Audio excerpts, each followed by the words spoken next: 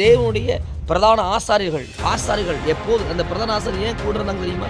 இயேசு கிறிஸ்து எப்போ தப்பு பண்ணுவார், அப்போ குறை சொல்லலாம், அவர் குற்றப்படுத்தலான்னு சொல்லி வந்து எப்போதும் கூட இருந்து காசை கொடுப்பாங்க. காசை கொடுத்து இந்த காசு யாருன்னு சொல்லுங்கள், இது யாருக்கு செலுத்தணும்னு சொல்லுங்கள். இந்த காசை பார்த்து அவர் என்ன சொல்வார், அதை வச்சு எதை பண்ணலாம், வாயில் வர்ற வார்த்தையை வச்சு அவர் எதை பண்ணலாம்னு சொல்லி தான் இயேசு கிறிஸ்து பின்னாடி போனாங்க. அற்புதம் பண்ணுற இடத்துல அங்கே நின்னாங்க. ஒரு விபச்சாரம் என்ன ஸ்திரியை கொண்டு வந்து நினைச்சிட்டு என்ன பண்ணாங்க, இவளை மன்னிக்கலாமா? ஆபிரகாமுடைய நாட்கள் என்ன போட்டு கல்லெறிஞ்சு கொள்ள போன விபச்சாரம் பண்ணா. ஆனால் நீங்கள் இப்போ என்ன செய்ய போறீங்கன்னு கேட்குறாங்க. அப்போ ஆண்டவர் கீழே உட்காந்து விரலை எழுதி சொன்னார், இவன் எவனும் பாவம் செய்கிறானோ முதல்ல அவன் கல்லை போடுங்க. Praise the Lord. விசேஷமாக இந்த காலை வேளையில் தேவன் உங்களோடு பேசுகிற தேவனுடைய ரேமோடைய வார்த்தை. இந்த சங்கீதம் வழியாக நான் உங்களோடு கூட தேவனுடைய வேத வசனத்தை தியானிக்க போகிறோம். நீங்களும் நானும் தான் தியானிக்க போகிறோம். இந்த வசனத்தோடு பைபிள் இருந்தால் பைபிள் கையில் எடுத்துக்கங்க.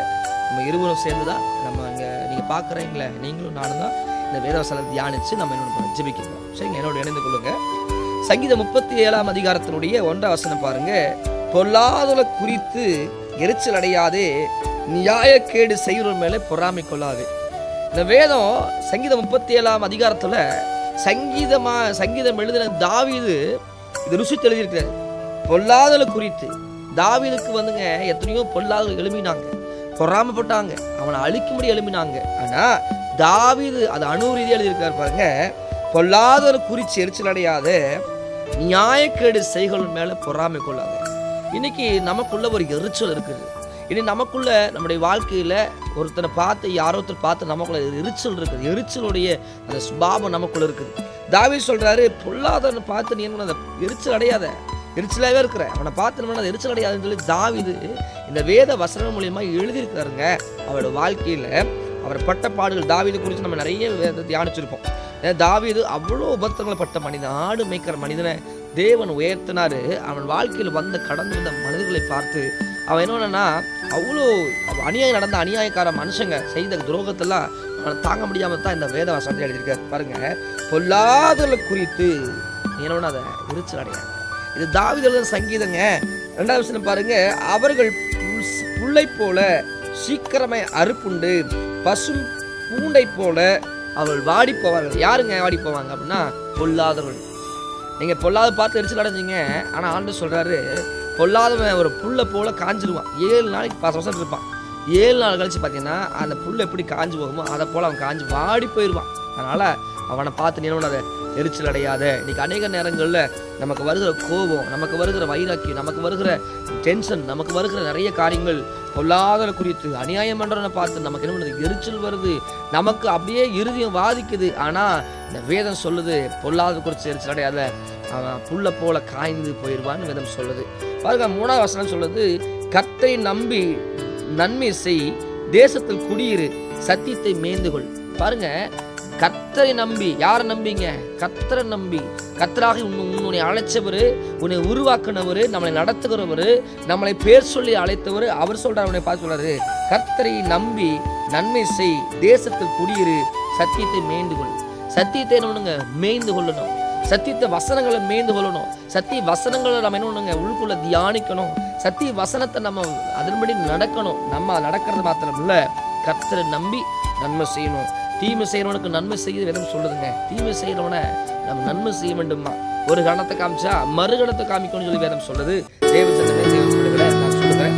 4வது வசனம் பாருங்க. கர்த்தரிடத்தில் மனமகிழ்ச்சியாக அவர் உன் இதயத்தின் வேண்டுதல் எல்லாம் உனக்கு அருளை செய்வார். பாருங்க, கர்த்தரை நம்பி நன்மை செய்ய சொன்னாரு. அதுக்கப்புறம் சொல்றாரு, கர்த்தர் மனமகிழ்ச்சியா காட்டுங்க. கர்த்தர்ட்ட மனமகிழ்ச்சியா துக்கப்படாதீங்க. சூழ்நிலை பார்த்தோம்னா சூழ்நிலைகள் ஏதோ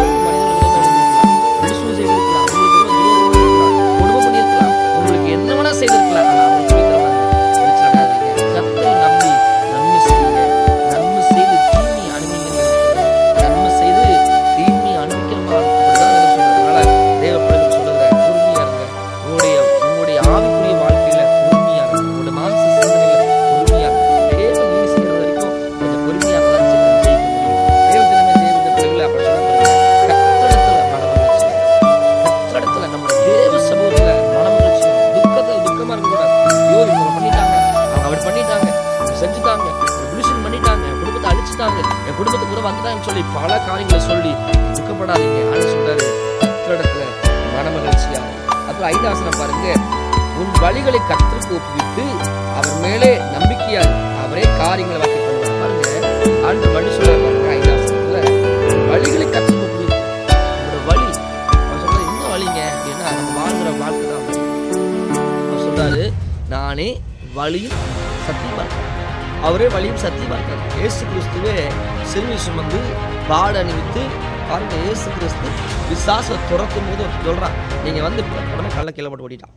அப்போ இயேசு கிறிஸ்துவ அந்த நாட்களில் அவர் 3.5 வருஷம் ஊழியத்தில் அவர் பட்ட பாடுகள் அநேகம். தேவஜனமே, தேவ பிள்ளைகளை நான் சொல்லுகிறேன், உங்கள் வாழ்க்கையில் துக்கத்தோடு இருக்கலாம், இது பொல்லாத ஒரு மனிதன் ஒரு துரோகம் பண்ணி கொண்டு இருக்கலாம், ஏதோ ஒரு காரியத்தினால நீங்கள் மனசு சோர்ந்து போயிருக்கலாம், ஏதோ ஒரு காரியத்தினால உங்கள் இறுதியம் உடஞ்சி போயிருக்கலாம். நான் சொல்லுகிறேன், கர்த்தரை நம்பி நன்மை செய், அவரே காரியங்கள் எல்லாம் அவரே வாக்கி பண்ணுவார். அவரை நம்பி நீங்கள் அவர் நம்பி என்னுங்க, அவருக்கு நன்மை செய்யுங்க, கர்த்தருடன் பேர் நன்மை செய்யுங்க, எது செய்தாலும் கர்த்தருக்கேன்னு செய்யுங்க. அப்போது அவர் சொல்கிறார் பாருங்க, உன் வழியை கர்த்தருக்கு ஒப்புவித்து. நம்மளோட வழியை நம்முடைய வழிக்குள்ள, நம்முடைய வழியில தேவனுடைய வழியை வாழ்றமான்னு பார்க்கணும், கர்த்தருக்கு பிரியமான வாழ்க்கையை வாழ்றமான்னு பார்க்கணும். தேவனுடைய வழி எதுவோ அதை அந்த வழியை நம்ம அறிந்து கொண்டு நம்ம என்னணும் ஓடணும் ஆண்டருக்காக. தேவ ஜனமே, தேவ பிள்ளைகளை சொல்லுகிறேன், அவருடைய வழியை சரியா அவருடைய வழிகளில் ஓடுகிற ஒரு வாழ்க்கை நமக்கு வேண்டும். தேவ ஜனமே, தேவ பிள்ளைகளை பாருங்க. அப்புறம் உன் நீதி வெளிச்சத்து போல, உன் நியாயம் பட்டப்பகலை போல விளங்க பண்ணுவார். பாருங்க, அவர் உங்கள் நீதியை நீங்கள் நீதியாக உங்கள் வாழ்க்கையில் நீதியாக இருந்திருப்பீங்க. ஆனால் உங்களுடைய வாழ்க்கையில் எதுவும் தெரியாமல் இருக்கல, பட்ட பகலை போல மாற்றுவாரா. ஆனால் ஒன்று செய்யணும். என்ன சொல்றாருன்னா, கர்த்தரை நோக்கி அமர்ந்துரு, கர்த்தரை நோக்கி அமர்ந்துரு, அவரே காரிய சித்தியை வாக்கி பண்ணுவார். அவர்கிட்டயே அமர்ந்திருக்கணும், அமைதியாக அமர்ந்திருக்கணும். தரிசனம் வைக்கப்பட்டிருக்கோம், நம்ம உயர்த்துவேன்னு சொன்னாலும் நிச்சயம் உயர்த்துவார். இன்னைக்கு அநேகருடைய வாழ்க்கையில் உபத்திரங்கள் வரும்போது, பாடுகள் வரும்போது முதல்ல கேட்குற கேள்வி, ஏன் ஆண்டவரே என் வாழ்க்கையில் உபத்திரம், ஏன் ஆண்டவரே என் வாழ்க்கையில் உபத்திரம், ஏன் ஆண்டவரே இந்த உபத்திரம்னு சொல்லி அநேகர் உடைந்து போகிறது உண்டு, அநேகர் தூரமாக போகிறது உண்டு. நான் சொல்லுகிறேன், கர்த்தருடைய பேர் சொல்லுகிறேன், இந்த காலை வேளையில் செய்தி கேட்டுக்கொண்டிருக்கிறீங்கன்னா, நீங்கள் பொல்லாத குடிச்சு எரிச்சல் அடையாதீங்க. இப்படி பண்ணிட்டாங்க, இப்படி ஏமாற்றிட்டாங்க, இப்படி பண்ணிட்டாங்கன்னு சொல்லி கலங்காதீங்க. ஒரு முறை இடத்துக்கு ப்ரேயர் போயிருந்தேன். அந்த ப்ரேயரில் அது சின்ன ஒரு ஜெபக்குழு, அந்த ஜெபத்தில் வந்து நிறைய கட்டு உண்டவங்க, வியாதிப்பட்டவங்க இருக்குதாங்க. லாஸ்ட்டில் ஒருத்தர் ஐயா கொண்டு இருந்தார். அந்த ஐயாட்ட போய் கேட்டால், ஐயா உங்களுக்கு எதுக்காக ஜெபிக்கணும் போது சொன்னார், கூட பிறந்த பிறப்பு நாள் நான் ஏமாற்றப்பட்டேங்க ஐயா, ஒரே ஒரு கையெழுத்து போட்டேன், என் வாழ்க்கை என் பிள்ளைகளுக்கு எதுவுமே இல்லாமல் போச்சு, என் சொத்தெல்லாம் ஏமாற்றி போட்டாங்க அப்படின்னு சொல்லி அழுக ஆரம்பிச்சார். அப்போது அவருடைய கோபம் ஒன்று, என் பிள்ளைகளுக்கு எதுவுமே இல்லாமல் போச்சு, எல்லாத்தையும் ஏமாற்றிட்டாங்க, எல்லாத்தையும் பிடுங்கிட்டாங்க, எல்லாம் என் வாழ்க்கை போச்சு. அப்போ அவருக்குள்ள ஒரு எரிச்சல், அவருக்குள்ள கோபம், அவருக்குள்ள ஒரு வைராக்கி, இப்படி பண்ணிட்டாங்களே, அவன் நல்லா இருக்க மாட்டான்னு சொல்லி அளவுக்கு அவன் நம்பிக்கை. நான் சொன்னேன், அவங்கள மன்னிச்சு ஜெபம் பண்ணுங்க, கர்த்தர் திருப்பி கொடுப்பான்னு சொல்லி நான் சொல்லேன். அதுக்கப்புறம் அவர் அந்த இந்து மனுஷன் மன்னிச்சு ஜெபம் பண்ணார். பாருங்க, அந்த இந்து மனுஷன் மன்னிச்சு அவங்கள மன்னிச்சு நேச ஜெபிச்சாரு. அதுக்கப்புறம் வர வேண்டிய அற்புதங்கள் அவருக்கு நடந்துச்சு. தேவஜனமே, தேவப்பிள்ளைகளை, ஒரு சில நேரங்களில் நம்மளோட வாழ்க்கையில் பொல்லாத குறித்து எரிச்சல் அடைகிறோமா, பொல்லாத நியாயக்கேடு செய்கள் மேலே நம்ம என்ன பொறாமை கொள்கிறோமா, நம்ம இன்னும் கொஞ்சம் பார்க்கணும். நம்முடைய வாழ்க்கையில் நியாயக்கேடு செய்கிறவங்க மேலே பொறாமை கொள்ளக்கூடாது. தேவன் அவங்கள பார்த்துக்குவார். அவங்க சொல்லுது, நீதிமான் பழைய போல சொல்லிப்பான் வசனம் சொல்லுது, நீதிமான் பழைய போல சொல்லிப்பானா. நம்ம என்ன பண்ணணும், பொறுமையாக இருக்க வேண்டும், அவசியமாக பொறுமையாக இருக்க வேண்டும். எவ்வளோ கூடுமான பொறுமையாக இருக்குமோ அவ்வளோ பொறுமையாக இருங்க. நிச்சயமாக தாவீதை உயர்த்தின ஆண்டவர் உங்கள் வாழ்க்கையை அவர் உயர்த்துவார். தாவீதை ஆடு மேய்க்கிற ஒரு தாவீதை, உலகமே மறந்து போன தாவீதை, சொந்தமே மறந்து போன தாவீதை தேவன் உயர்த்தினார். அதே போல் உங்களை உயர்த்துவார். ஆனால் பொறுமையோடு இருங்க, தேவன் நிச்சயமாக பெரிய காரியங்கள் செய்வார். ஜெபிக்கலாமா? கைகளை உயர்த்தி. பரிசுத்த நல்ல பிதாவே, இந்த காலை வேளையில் இந்த வார்த்தை கேட்டுக்கொண்டிருக்கிற ஒவ்வொரு பிள்ளைகள் மேலே தேவ கரம் வருவதாக, அவருடைய இதயத்தில் ஆண்டவரே காயங்கள், வலிகள், வேதனைகள் எல்லாம் மாறுவதாக. விசேஷமாக இந்த காலை வேளையில் ஆண்டவரே கர்த்தரை நன்மை செய்யும் சொல்ற வேத வார்த்தையின்படி கர்த்தரை நம்பி நன்மை செய்ய கிருபை செய்யுங்க. அவங்க இதயத்தின் வேடுகள் எல்லாம் அருளப்படட்டும் ஆண்டவரே, தடைகள் மாறட்டாண்டவரே, அற்புதங்கள் செய்யுங்க ஆண்டவரே. இயேசுவின் நாமத்தினால சூழ்நிலைகள் அப்பாற்பட்ட அற்புதங்களை பார்க்க நான் ஜெபிக்கிறேன். சாட்சி எழுப்பித்தாங்க. சொன்னாங்க, ஏசாமி மூலம் நான் ஜெபம் பண்ணி ஜெயம் கொடுக்கும் நல்ல பிதாவே. ஆமென், ஆமென். God bless you. பிசாசோட தலைவர்களால பிசாசு துரத்துறீங்க, பாவிகள் மத்தியில் நிற்கிறீங்க, குடிக்கிறீங்க, வெறிக்கிறீங்கன்னு சொல்லி இயேசு கிறிஸ்து குறை சொல்லுறாங்க. ஆண்டவர் உட்கார்ந்தாலும் குத்தம், நடந்தா குத்தம், அற்புதம்னா குத்தம், பாவி மன்னிச்சா குத்தம்.